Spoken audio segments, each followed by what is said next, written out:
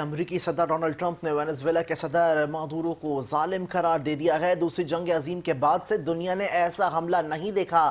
Venezuela جیسی کارروائی کبھی کسی نے نہیں دیکھی۔ امریکی افواج نے وینزویلا میں تاریخی آپریشن کیا ہے۔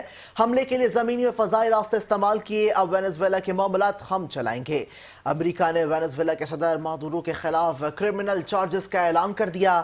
امریکی صدر ڈونلڈ ٹرمپ نے وینزویلا پر حملے کے بعد میڈیا سے گفتگو کرتے ہوئے کہا ہے کہ میری ہدایت پر امریکی فوج نے وینزویلا کے دارالحکومت میں ایک غیر معمولی آپریشن کیا ہے۔ امریکی فوج کے فضائی، زمینی اور بحری طاقت کا شاندار مظاہرہ دیکھا گیا۔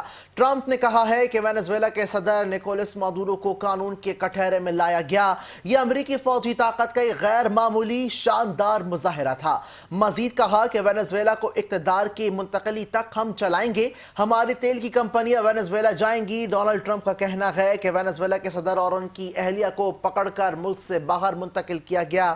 وینزویلا پر حملے کے لیے بہت اچھی منصوبہ بندی کی گئی۔